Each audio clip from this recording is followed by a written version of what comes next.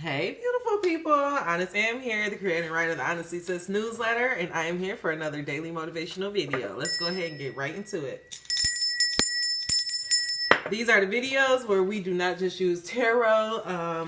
We use the tarot to become the alchemists of our life and teach us how to become spiritual beings. Angel number 17. Please make sure you check out the description box below. There are information about booking, angel messages, as well as additional references to anything that may be mentioned in this video. Let's go ahead and get right into it.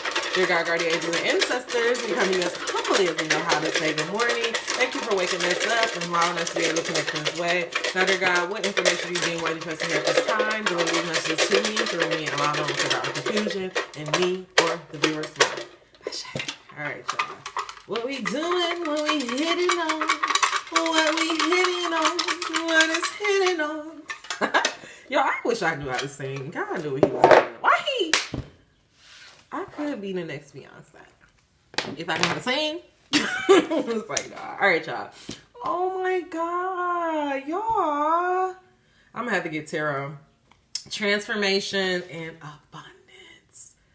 This is the message we've been waiting for, baby. Angel number 115. This is the message that we've been waiting for. Right away, I get the message that all of the work that we have been doing, it has been helping us to transform our life and to bring abundance into our life. I actually recently, last night, I was laying in bed and I did a few TikTok videos. Follow me down below.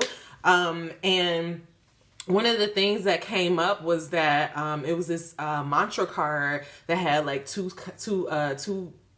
like a mirror image of the same person looking at themselves. So it's like when you look at yourself, when you're able to fully accept yourself and accept all sides of yourself, that's when you're able to manifest anything effortlessly. And I truly believe that that's what happens to us. I think a lot of us are just at this point of our journey, and I know I definitely am, where I realized that everything that I've been through really was to help me get where I am. I realized how everything, even the bad shit, was really to just get me to see my power. It was really to just get me to awaken to who I am.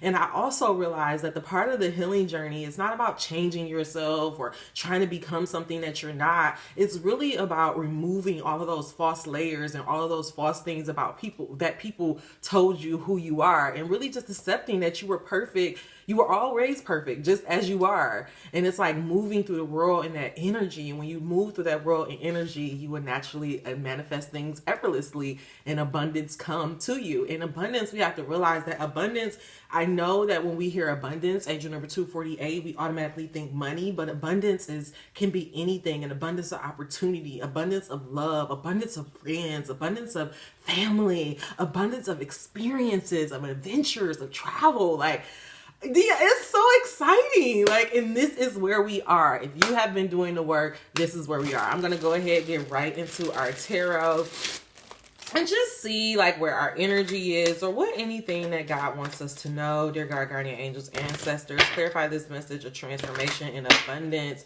What do you want us to know about this message? Have we transformed? What obstacles may be in our way? How close is this abundance? Anything that you deem worthy for us to hear. In God's name I pray. Ashe. Oh, did I bring it? Dang. Okay.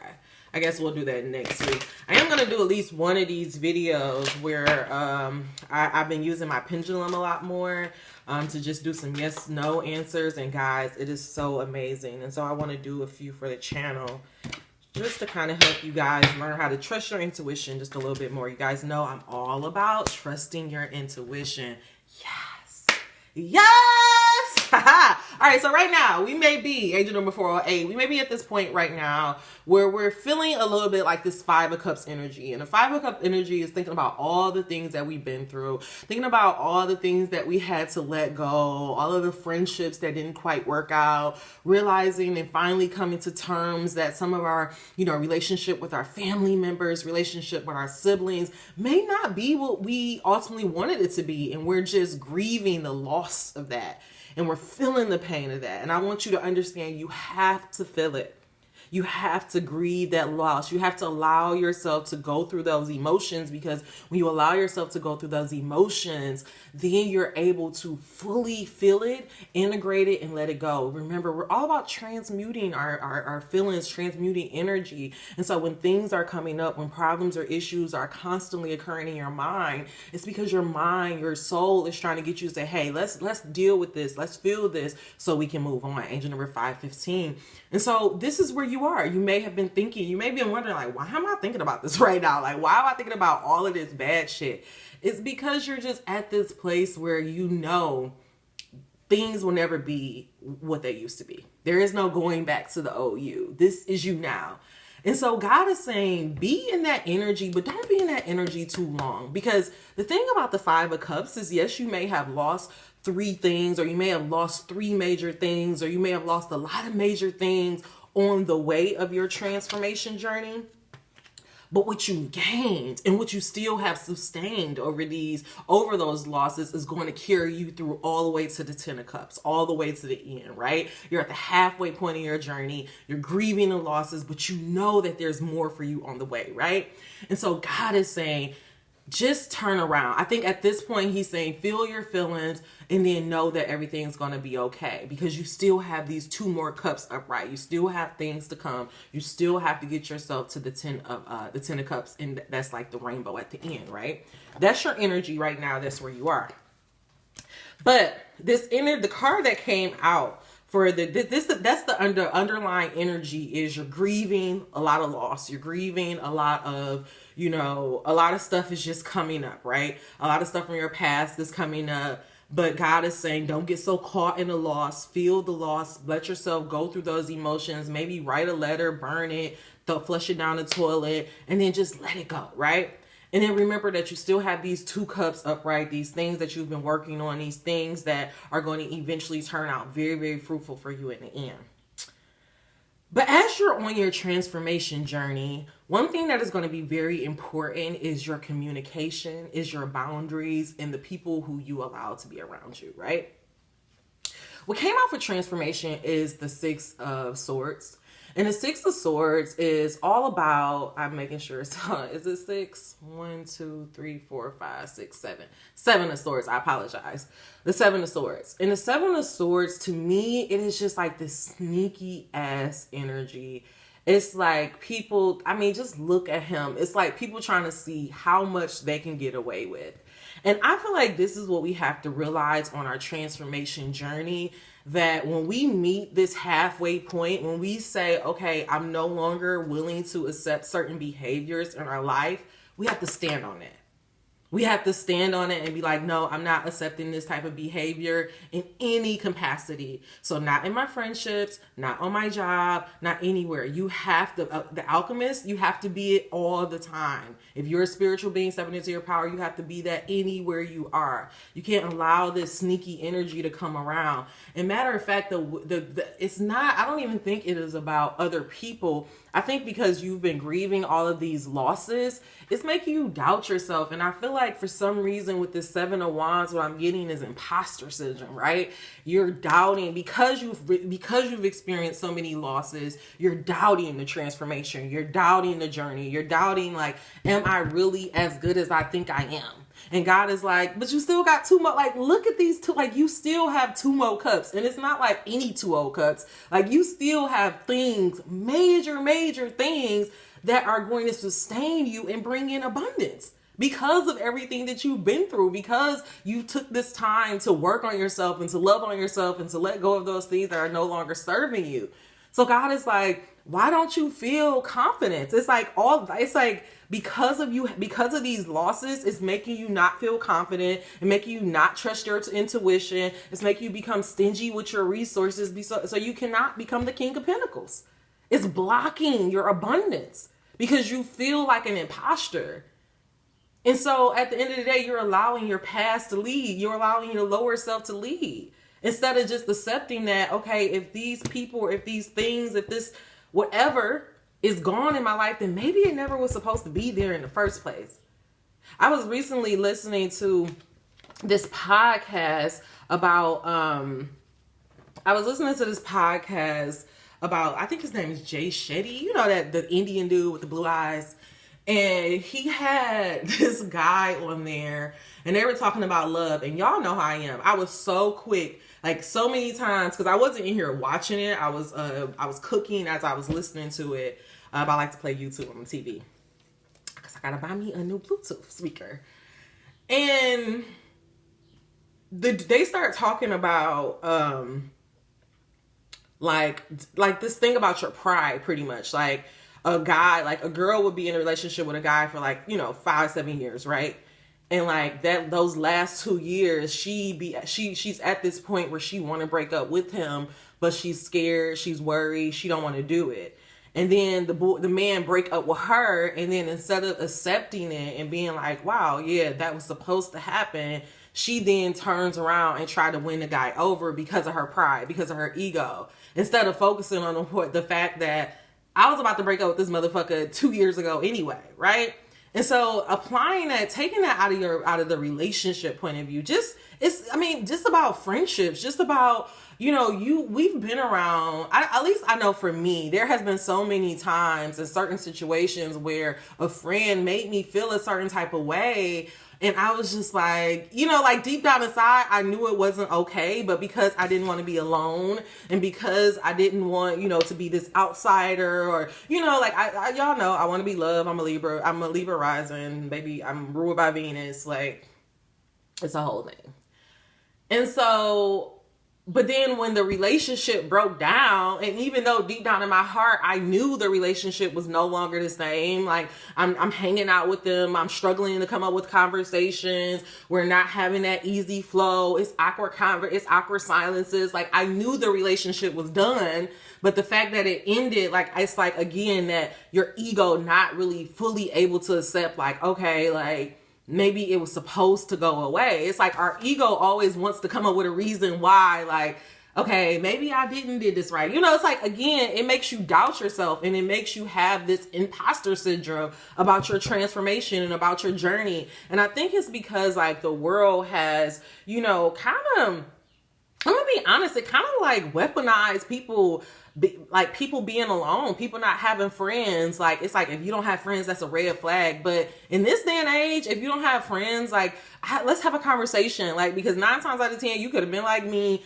living a life for your parents. So which means you wasn't being honest with yourself. And then you had to have this major life transformation. And so now you're at this point where you have to restart over, because even the friends that you did have, they don't identify with who you are now. Like, I think that's the part we need to think about. Like, people who have friendship for 20, 40 years, yeah, okay, it's great to be friends for 20, 40 years, but what type of friendship is that, right? Like, have y'all truly been evolving over these years, or have y'all just been drinking and partying for 20, 40 years, and that's just the whole basis of your friendship? Like, we have to really think about, like, when people are in these groups, like 9 times out of 10, it's not because of some, we love each other, we supporting each other. It's out of some codependent, toxic shit.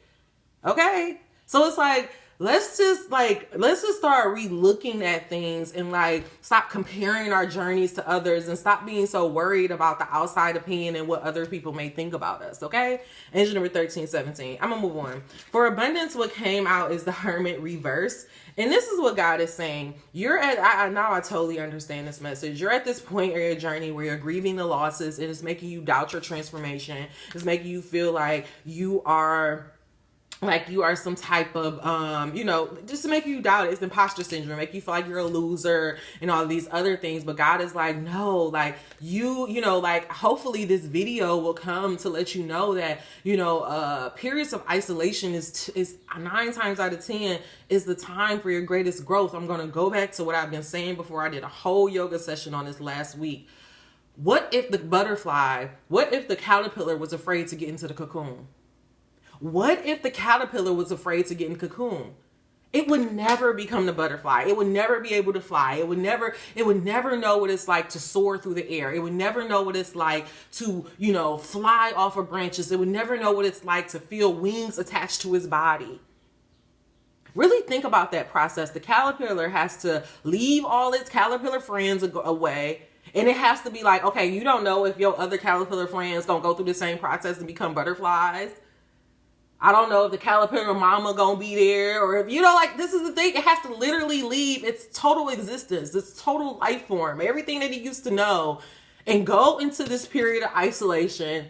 Hope and pray that no bee, no human, nobody fucks up this process. And every single time they manage to come out on the other end and fly. And literally fly and transform and become the most beautiful thing that we know. That is the process of a butterfly. And so that's where you are. You've been in this period of isolation. And in this period of isolation, what you've been doing is you've been working. You've been working on yourself. But because those 3 other cups are over, you don't feel it. You doubting yourself. And this message is here, so don't doubt it. You have been doing the work. You are becoming, all of this happening for a reason.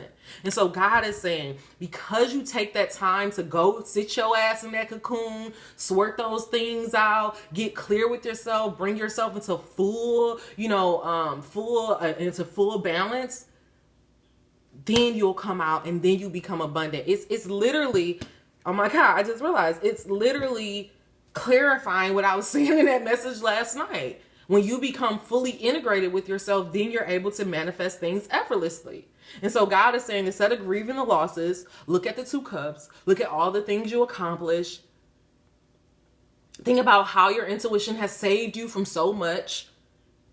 Stop feeling like an imposter. Continue to go on your journey. If that takes you to go through a period of isolation, it's okay. Because just like the caterpillar, you're going to come out in the end and you're going to soar. Okay? All right. I'm actually going to getting into the abundance. Getting into the abundance. I'm going to get in. Why can't I talk? Law of money and law of attraction. Angel number 1632. Okay. I think I kept saying that because I think I am going to do a getting into the vortex. Because I feel like this is about the grieving the loss of a relationship. And so let's just see what this says really quickly. All right, God, clarify this message of the 5 of Cups, the 5 of Cups, the 7 of Swords, the Hermit reverse. God, what do you want us to know about going into isolation to reach abundance? What do you want us to know about this transformation that is occurring in our life, about us becoming a butterfly, or if the caterpillar was afraid to get in the cocoon? Allow us to know any information. Give us one tool that we can use. This is so funny. This card just literally flew out when I said, give me one tool. Beneficial beliefs feel better when I think them. Here we go. Again, remember I was telling you it's feeling like an imposter syndrome. And remember I was telling y'all the 6 of Swords is about communication and boundaries and all of that stuff. A lot of y'all, I'm not saying you're messing up your transformation, but I feel like what's slowing down your manifestations and slowing down your abundance is the way that you're talking to yourself. And this message is going to help you get clear. Again, does it make you feel good to focus on a loss? No. Does it make you feel good to think about all the people who let you down? No. Okay, so stop focusing on it, because we do know that what you focus on is what you bring to you, right? And so this is, again, continuing that process of pivoting. And so this is telling us that now we know, okay, now we know we're on a transformation journey, right? That's rule number 1.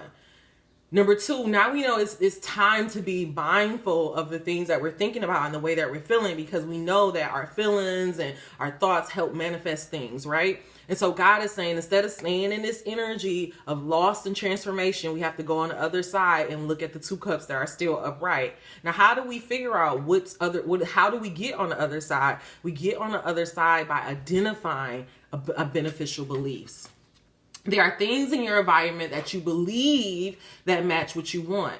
And there are all kinds of things in your environment that you believe that defy what you want. So again, here, things that you think you want and things that you think you want and things that defy what you want. Very good. How would you ever sort them out? How would you know the active beliefs within you that serve you well and the active beliefs that do not serve you? How do you know the beneficial beliefs from the detrimental ones? The beneficial feel better when you think them. The detrimental ones make you feel worse. So again, we're going to be using our feelings to help us aid us through this process of transformation. transformation. Underneath this is, I would try not to control the uncontrollable. I think this is important to read. We want you to reach the place where you are willing, not just willing, determined, not just determined, eager to let go of the need to control things that are uncontrollable, like what someone else is doing, and giving your undivided attention to the only thing you can control, which is how you feel. Again, doubling back on why God is saying it's so important to focus on how you feel and identify beneficial beliefs from detrimental ones.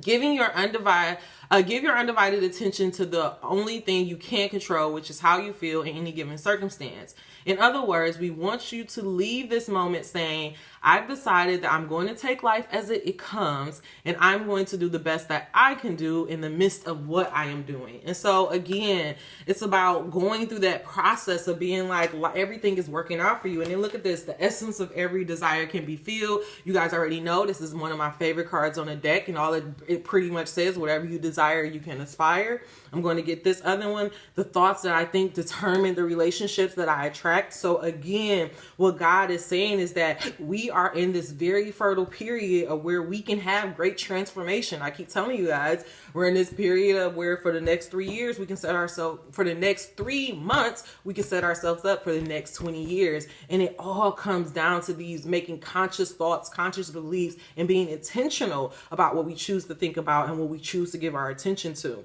And so God is saying, do not just keep giving your attention to the past and the things that let you down. Instead, focus on beneficial ones, releasing control, and know that you can manifest anything that you desire. All right? All right, y'all. That is the message. Actually, I think I'm going to wrap it up right there. Yeah, that is the message. I'm going to wrap it up. If you made it to the end of this message, please give me a thumbs up. If you made it to the end of this message, you are not subscribed. What are you waiting for? Until we meet again, dream those dreams. Never let the internet rush you, and never ever let someone tell you what you cannot do. Mwah. Talk to you soon. Bye-bye.